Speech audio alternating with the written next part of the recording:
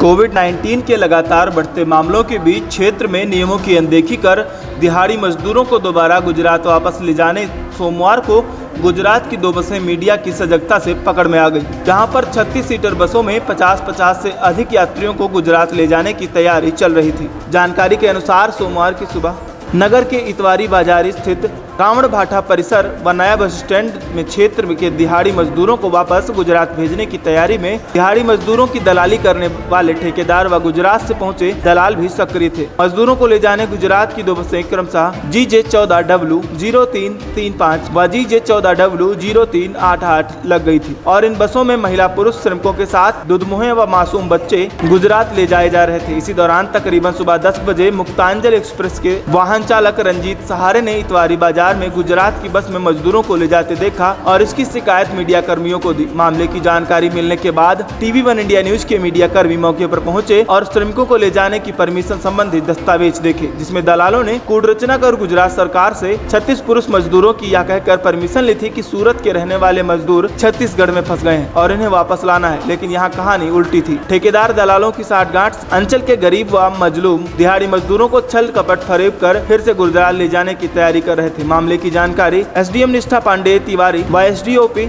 GC पति को दी गई। इसके बाद राजस्व विभाग से नायब तहसीलदार NH खूंटे व मनीषा देवांगन तथा पुलिस विभाग से स्वयं TI नासिर बाठी मौके पर पहुंचे और दोनों बसों को रावण भाटा में ही खड़े करवा कर जाँच पड़ताल व तफ्तीश की गई। इसके बाद श्रम विभाग को कार्रवाई के लिए प्रकरण दे दिया गया। श्रम विभाग की ओर से जाँच टीम मौके पर पहुंची, लेकिन कोई सार्थक कार्रवाई नहीं की गई। जाँच के बाद साठगांठ कर न केवल दोनों बसों को छोड़ दिया गया, बल्कि मामले में संलिप्त चिचका निवासी भूषण साहू व बनबोड़ निवासी खेमचंद वर्मा की भी खाना पूर्ति कर छोड़ दिया गया। बताया जा रहा है कि गुजरात सरकार से जिन 36 लोगों की परमिशन सूरत के निवासी बताकर ली गई थी, उनमें से कोई भी मजदूर बस में मौजूद नहीं था और कोरोना नियमों की धज्जियां उड़ाते हुए बसों में बिना मास्क और सैनिटाइजर के 50 से अधिक श्रमिक भरे गए। वहीं इस दौरान मजदूरों से बात करने पर मजदूरों ने बताया कि उन्हें एडवांस राशि देकर मजदूरी करने गुजरात ले जाया जा रहा था। इस दौरान दलाल कार्यवाही से बचने सुबह से मीडिया कर्मियों को भी प्रलोभन देने में जुटे रहे। बहरहाल पूरे मामले में सार्थक कार्रवाई नहीं होने से प्रशासन के जांच सवालों के कटघरे में है और इस तरह अगर जांच व खाना पूर्ति करनी है तो केवल आम आदमी ही क्यों, शासन के बनाए गए कोविड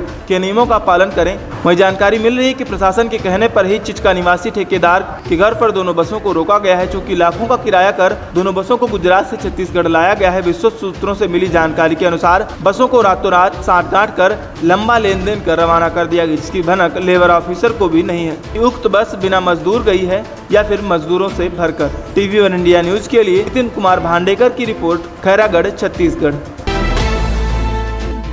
कोरिया जिले में पुलिस कर्मियों को आवास की समस्या के चलते परेशानियों का सामना करना पड़ रहा है। जिले में 700 पुलिसकर्मी पदस्थ हैं। इसमें से कई पुलिसकर्मियों को पुलिस विभाग के जर्जर भवनों में रहना पड़ रहा है, तो कई पुलिसकर्मी किराए के मकान लेकर गुजारा कर रहे हैं। बात करें मनेन्द्रगढ़ सब डिवीजन की तो कोटाटोल, जनकपुर और मनेन्द्रगढ़ थाने में पदस्थ पुलिसकर्मियों को ज्यादा परेशानी हो रही। जिले से सुदूर कोटाटोल थाने में पुलिस आवास की कमी के चलते यहाँ पदस्थ पुलिसकर्मियों को थाने में ही परिवार सहित रहना पड़ रहा है। थाने में पदस्थ एक SI SK कंवर आरक्षक और महिला आरक्षक कोटाटोल थाने में ही बने स्टोर रूम, गार्ड रूम और विश्राम गृह में परिवार के साथ रहने को मजबूर हैं। थाने के पास बना बैरक अनुपयोगी हो गया है। पुलिसकर्मियों ने शासन की स्पंदन योजना को लेकर होने वाली बैठक में अपनी समस्या भी बताई है। पुलिस आवासों की कमी को लेकर जिले के पुलिस अधीक्षक चंद्रमोहन सिंह ने कहा कि पुलिस मुख्यालय को जर्जर हो चुके भवनों की जानकारी देकर नए भवनों के लिए एक प्रस्ताव भेजा गया है।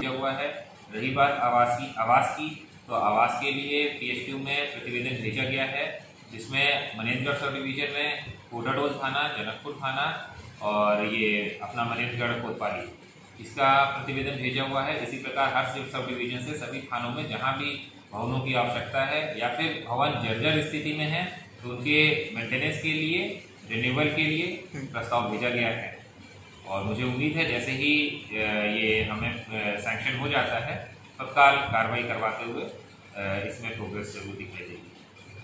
हाँ, दिनांक 6/7/2020 को ग्राम खमरोर से TV1 इंडिया न्यूज के लिए राजू शर्मा की रिपोर्ट, कोरिया, छत्तीसगढ़।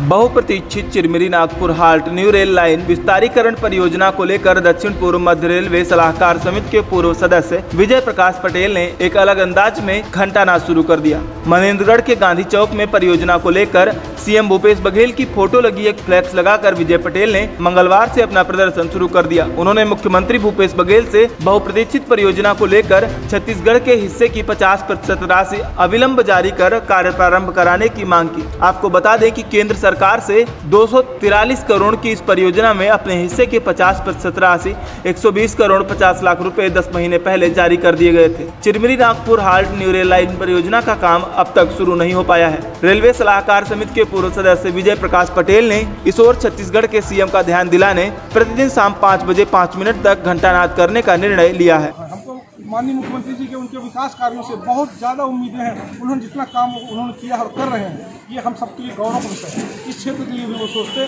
तो कम से कम जगह जगह बातें जो लोगों को समझ में नहीं आ रही है, तो ये स्पष्ट हो जाता कि उनकी भी सद्भावनाएं और उनका भी ध्यान जो है मनेंद्रगढ़ क्षेत्र में, इस अंचल में, कोयलांचल में, और जहाँ पे सरगुजा संभाग और शहडोल संभाग के लाखों लोग लाभान्वित होंगे, उनके लिए हम गुणगान करेंगे कि उन्होंने जो है आज जल्दी देरी करने से संतोष और विश्वास बढ़ता है। इसलिए जितनी जल्दी काम हो जाए, देर होने से ये भी होता है कि लागत बढ़ जाती है, लागत बढ़ने से फिर काम रुक जाता है। इसलिए हम निवेदन करते हैं कि जिस तरह से उनका केंद्र का पैसा आके पड़ा हुआ है 6 महीने से, वो भी जल्द से जल्द कर दें और इस विधानसभा सत्र में ही कर दें।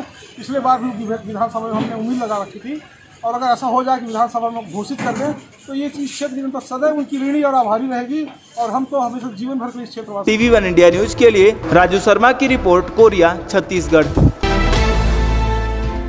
निर्वाचित सरपंच के खिलाफ पंचगढ़ एवं ग्रामवासियों के द्वारा आरोप लगाते हुए जनपद में शिकायत की गई कि सरपंच अपने मनमानी रवैये अपनाकर पंचायत के पैसों का दुरुपयोग कर रहा है। जिले में यह ऐसा पहला पंचायत है जहां लगातार जांच की मांग की जाती है, जबकि 28 जनवरी को हुआ चुनाव, मार्च के अंतिम महीने में सरपंच को कार्यभार दिया गया। जिला जनपद से गठित टीम अमरपुर ग्राम पंचायत पहुंची। कार्यों की जाँच में कार्यस्थल पर जाकर कार्य को देखा गया। जाँच टीम दल के साथ मीडिया पर्सन भी मौजूद रहे। मौर्मीकरण सड़क दिखाया गया, ग्रामवासियों के द्वारा दिखाया गया जो विगत 3 वर्षों से पूर्व ही बना था। दूसरा शौचालय मरम्मत कार्य दिखाया गया, हितग्राही के द्वारा बताया गया 3 वर्ष पूर्व बनाया गया है। तीसरा डोडही कुआं जांच दल को दिखाया गया जो विगत कई वर्षों पूर्व का दिख रहा था। इसी तरह कई पूर्व कार्यों को जांच दल को दिखाया गया। इस जाँच में ग्रामवासी व कुछ पंचगढ़ सरपंच सचिव के कार्यों की गुणवत्ताहीन बताया एवं कुछ पंचगढ़ एवं ग्रामवासी सरपंच सचिव के कार्यों को सही बताया कि इस वर्ष इतनी बारिश हुई कि मौर्मीकरण सड़क मौरम बहकर गड्ढा हो गया एवं शौचालय का रखरखाव हितग्राही की जिम्मेदारी होती है एवं डोडही कुआं नाले में बनाया गया है। इस वर्ष की बारिश में यह विकास की गंगा